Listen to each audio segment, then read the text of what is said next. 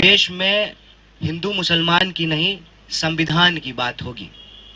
और हम संविधान की अगर बात करेंगे, जो हमारे संविधान की प्रस्तावना है, हम भारत के लोग भारत को एक प्रभुत्व संपन्न, समाजवादी, धर्मनिरपेक्ष, लोकतांत्रिक गणराज्य जब बोलते हैं, इसका मतलब होता है कि शीर्ष पर बैठे हुए व्यक्ति का चुनाव इस देश के आम लोगों के द्वारा होगा।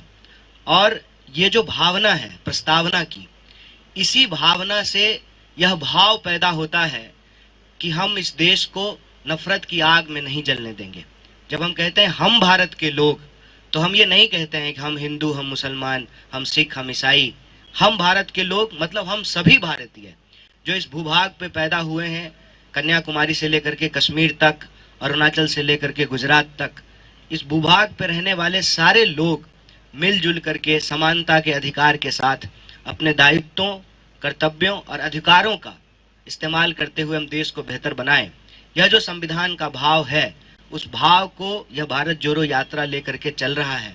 और हमारे देश के लोगों के जो बुनियादी सवाल हैं, क्योंकि देश हमेशा देश के लोगों से बनता है, इसीलिए लोगों के जो सवाल हैं वही देश के सवाल हैं। ऐसा नहीं हो सकता है कि लोग के सवाल अलग होंगे और देश का सवाल अलग होगा। अगर देश के लोग महंगाई से परेशान हैं तो यही देश का भी सवाल है। अगर देश के लोग बेकारी से परेशान हैं तो यही देश का भी सवाल है। इन भावों को लेकर यह भारत जोड़ो यात्रा चल रहा है। तो आज यह बहुत महत्वपूर्ण दिन है भारत जोड़ो यात्रा के लिए, और इसीलिए इस मंच से हम लोग श्रद्धांजलि व्यक्त कर रहे हैं भारत रत्न डॉक्टर बाबा साहब भीमराव अंबेडकर को। जैसा कि जयराम जी ने कहा कि हम गुजरात चुनाव से होकर के आए हैं, और इस संबंध में भी एक बात मैं आपसे साझा करना चाहता हूं। बार बार भाजपा ने अपने कैंपेन में कहा कि राहुल जी नहीं आए हैं चुनाव प्रचार करने के लिए गुजरात। बार बार ये कहा गया कि चुनाव हो रहा है गुजरात में, तो भारत जोड़ो यात्रा गुजरात क्यों नहीं जा रही है। कई मौकों पे इसका जवाब हम लोगों ने दिया, लेकिन वहाँ जब हम लोगों के बीच गए और लोगों से जब बातचीत की, तो लोगों ने कहा कि हम समझते हैं कि देश का भूगोल ऐसा है कि जब आप दक्षिण से उत्तर की तरफ जा रहे हैं तो पश्चिम में स्थित गुजरात आप नहीं आ सकते हैं, लेकिन आपकी भावनाएं हमारे साथ है और गुजरात के लोगों की भावनाएं भारत जोड़ो यात्रा के साथ है, ऐसा लोगों ने बताया।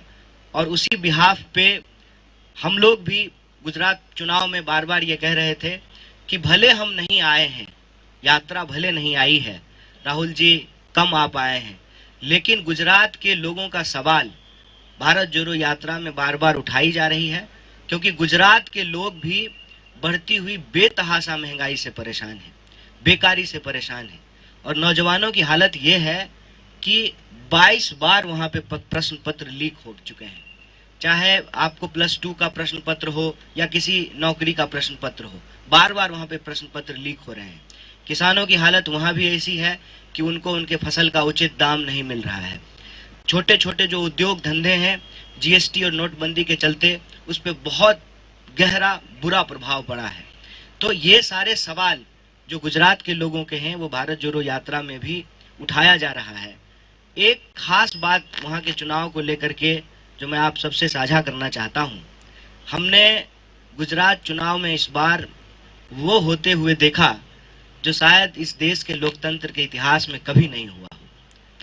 हमने ये देखा कि जिनके ऊपर ये जिम्मेवारी है कि वो कानून और व्यवस्था की रक्षा करेंगे, वो खुलेआम चुनावी मंचों से गुंडागर्दी की भाषा बोल रहे थे, देश के लोगों को डराने की भाषा बोल रहे थे, गुजरात के लोगों को आपस में लड़ाने की भाषा बोल रहे थे।